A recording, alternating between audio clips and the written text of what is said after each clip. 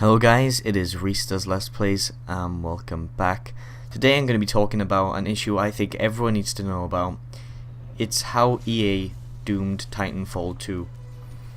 I'm going to be talking about that in a little bit, but first off I want to say I hope you all had a good Christmas and a happy new year. I haven't uploaded in quite some time, decided to take another one of my regular 8-month breaks, you know how it is guys, in the YouTube scene.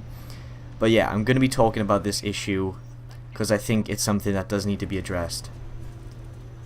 So I just want to start off by saying Titanfall 2 is a great game. There's a lot of fun to be had in the campaign and the multiplayer game modes, and I think it even surpasses Battlefield and Call of Duty in terms of how fun it is. I'd even go as far to say it is the best first-person shooter game of 2016. But the game itself isn't the problem. The problem is with the stupid decision that EA made to release the game in between Battlefield 1 and Call of Duty, essentially dooming the game to having low sales. Now because of these low sales, the game is technically being classified as a failure, and I doubt there will ever be a Titanfall 3. It could happen, but you know, due to the low sales, I doubt it will ever happen. It's even been said that the game actually sold a lot less than the original, which, you know, is never really a good thing to hear. To me, you know, being a fan of the original game is a huge disappointment. To be honest, I can't believe EA made that decision to release it in between those two games.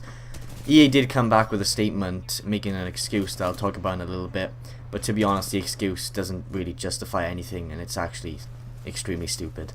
The thing about Titanfall 2 for me is the fact that it actually breaks the modern gaming trends. There is no season pass. There's, you know, a full single player campaign, which, you know, you don't see as often anymore due to all the multiplayer only games being around.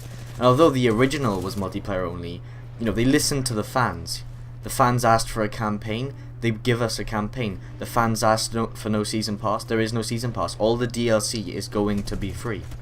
So Respawn Entertainment actually cares about its fans, which is quite rare in the modern gaming industry. Being a fan of the original, I have to say this game did deliver. It built upon the concepts that the first one created and also brought something new to the table. Something else that quite impresses me with this game is the graphics. The game looks amazing. It's got, you know, a clear art style that's consistent throughout the entire game, and you can really see what kind of universe Respawn Entertainment were trying to create. It is just a big shame that EA did doom the game like this. But what annoys me the most is EA's excuse, which I'm about to show on the screen here. We think there's three types of players: people that really love Battlefield and the kind of big strategic gameplay that will orientate in that direction, the player that loves the fast fluid kinetic gameplay of Titanfall 2, and the player that just has to play the two greatest shooters this year and will buy both. What I don't think EA quite understands here is the fact that not everyone is going to buy both. Battlefield is shielding Titanfall 2 from its sales. The issue is the fact that Battlefield 1 is a lot more popular than Titanfall 2. When the ads are running on television and stuff, Battlefield's going to come out on top. People are going to be talking about Battlefield a lot more than Titanfall 2 because of how popular that game is. It's going to be the trending topic that people are going to be talking about, that YouTubers are going to be making videos on. Titanfall 2 is going to kind of fall to the back of that because it hasn't got that big of a player base.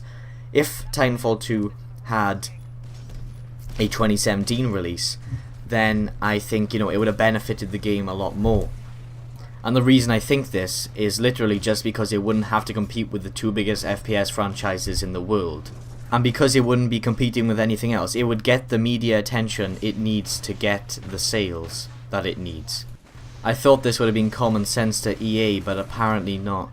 And they just decided to release it in 2016 alongside the two games anyway, which I gotta say is really stupid. It didn't really seem like Respawn Entertainment were too happy with this either.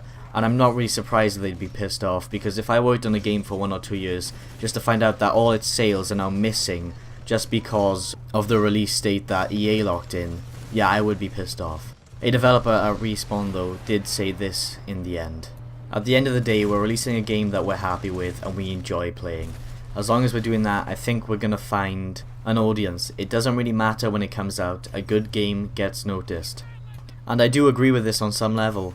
I think that Titanfall 2 has got a lot more recognition than what it did first at launch, just because of how good the game actually is, and people are now talking about it, even though it's months after release. But more importantly, what this comment shows is just how much Respawn Entertainment care about their fans. They care if they make a good game, they care if people enjoy it, and that's how it should be, and I have to give them so much respect just because of that. But at the end of the day, Titanfall 2 is still a great game, and I would recommend you go out and buy it. And maybe, just maybe, we'll get a Titanfall 3 in the future. Anyway guys, thanks for watching. This is Reese Does Let's Plays. See you later guys.